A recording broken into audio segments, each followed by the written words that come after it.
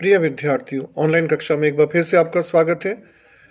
आज मैं आपको पढ़ाऊंगा भारतीय संसद में कानून निर्माण की प्रक्रिया के संबंध में कि भारत की संसद में कानून कैसे बनता है और कैसे एक विधेयक किन किन चरणों से गुजरकर कानून का रूप धारण करता है।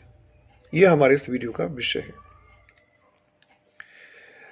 देखिए, किसी भी साधारण विधेयक को सदन में प्रस्तुत करने की जो प्रक्रिया है वो निम्न प्रकार से है। सबसे पहले होता है प्रथम वाचन।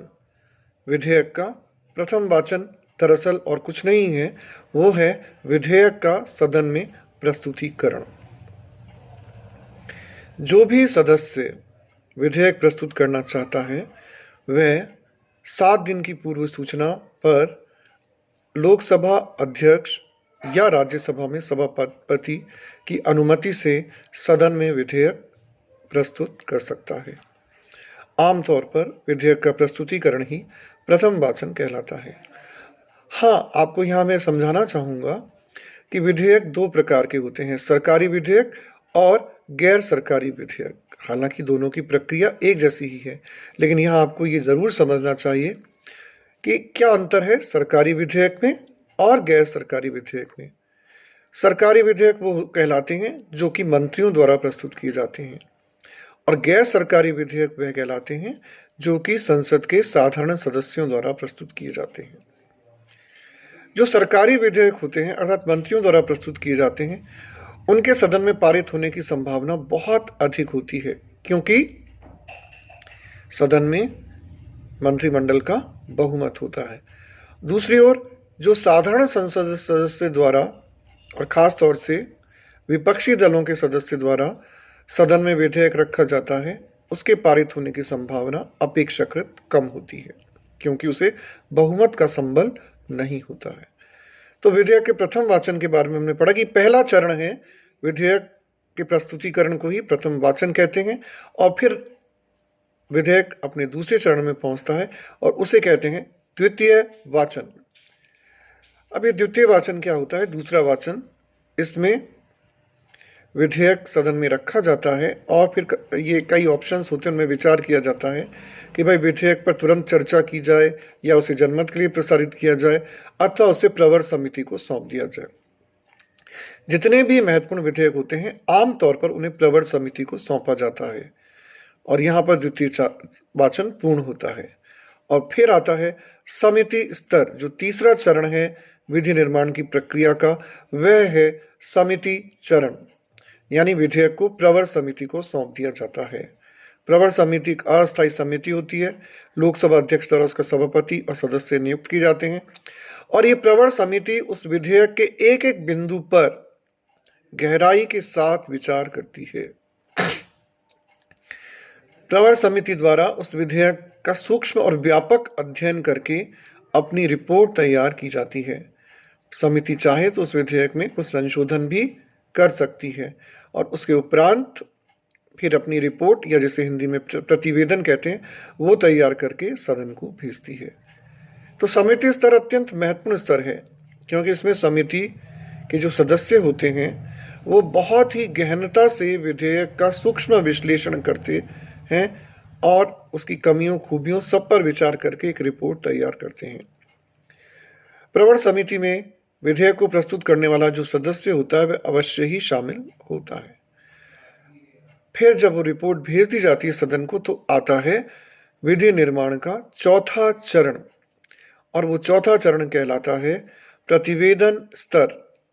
अर्थात जो रिपोर्ट भेजी गई है समिति द्वारा बनाकर, उस रिपोर्ट पर फिर व्यापक रूप से सदन में चर्चा होती है। विधेयक के हर पहलू पर बहुत ही वाद विवाद होते हैं, बहुत ही विस्तृत चर्चा होती है, हर पहलू को देखा जाता है और उस रिपोर्ट के आधार पर क्या क्या उसमें चेंजेस किए गए हैं, उन्हें स्वीकार या अस्वीकार करना है या नहीं करना है, विधेयक में क्या कमियां हैं, क्या खूबियां हैं, अच्छे से उस पर चर्चा हो जाती है। और तब जाकर फिर आता है अगला चरण विधि निर्माण का, और वो होता है तृतीय वाचन, तीसरा वाचन।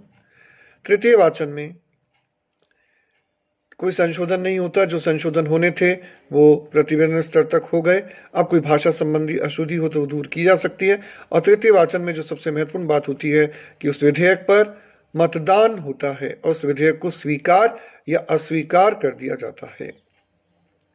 स्वीकृत हो सकता है वो विधेयक, या अस्वीकृत हो जाता है।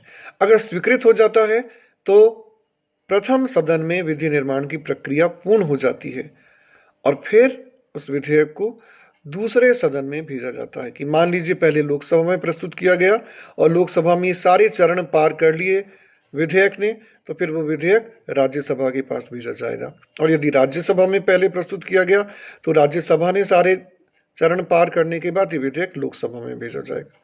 फिर दूसरे सदन में भी ये विधेयक जो है वो इसी सारी प्रक्रिया से पुनः गुजरता है। यानी दूसरे सदन में भी फिर प्रथम वाचन, द्वितीय वाचन, समिति स्तर, प्रतिवेदन स्तर, तृतीय वाचन, ये सारे चरण फिर से रिपीट होते हैं।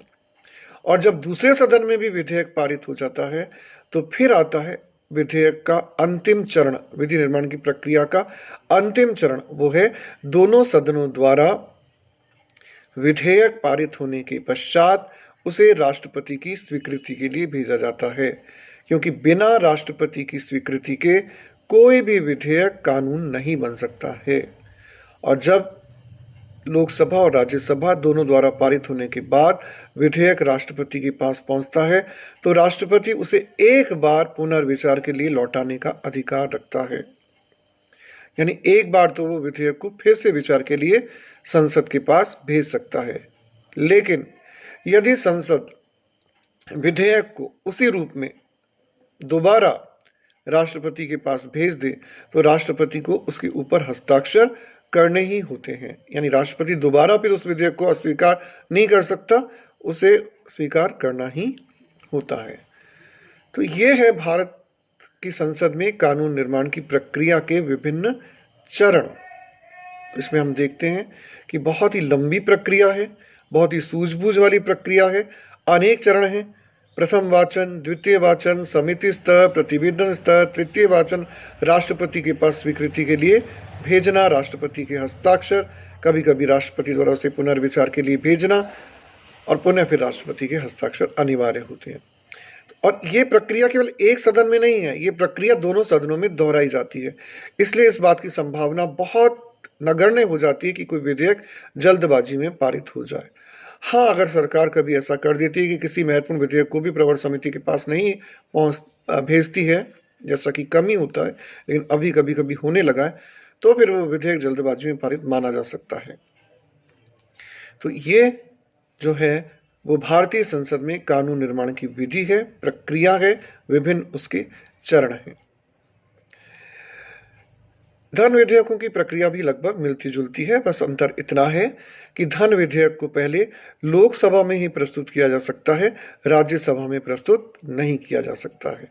और लोकसभा में पारित होने के पश्चात राज्यसभा उसे केवल 14 दिन तक ही रोक सकती है धन विधेयक को। और कोई विधेयक धन विधेयक है या नहीं, इसका निर्णय जो है वो लोकसभा अध्यक्ष द्वारा अंतिम रूप से किया जाता है। अब धन विधेयक को तो 14 दिन तक ही रोक सकती है, लेकिन हमने साधारण विधेयक के बारे में पढ़ा कि उसकी प्रक्रिया में हमने जाना कि पहले लोकसभा पारित करती है, फिर राज्यसभा, या पहले राज्यसभा पारित करती है, फिर लोकसभा, और दोनों सदनों द्वारा पारित होने पर वो विधेयक राष्ट्रपति के पास भेजा जाता है। लेकिन अगर कभी ऐसा हो कि एक सदन तो उसे पारित कर दे और दूसरा सदन उससे पारित ना करे, अर्थात किसी साधारण विधेयक के संबंध में लोकसभा और राज्यसभा में मतभेद हो जाए, तो फिर क्या होगा?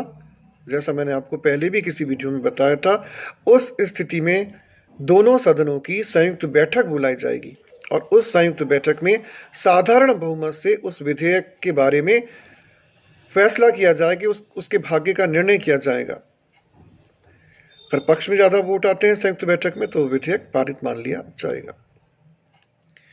और इसमें क्या होता है कि लोकसभा के सदस्य अधिक हैं तो लोकसभा अगर चाहती है तो राज्यसभा के सदस्य कम है, अगर वो नहीं भी चाहती राज्यसभा तो भी साधारण विधेयक के पारित होने की संभावना बहुत अधिक रहती है। दोनों सदनों के संयुक्त बैठक को बुलाने का अधिकार राष्ट्रपति को होता है और दोनों सदनों की जब संयुक्त बैठक होती है किसी विधेयक पर मतभेद की स्थिति में तो उसकी अध्यक्षता लोकसभा अध्यक्ष द्वारा की जाती है। अंत में मैं आपको यही कहूँगा कि भारतीय संविधान निर्माताओं ने बहुत ही सूझबूझ वाली कानून निर्माण की प्रक्रिया रखी है ताकि भारत में श्रेष्ठ कानूनों का निर्माण हो सके। धन्यवाद।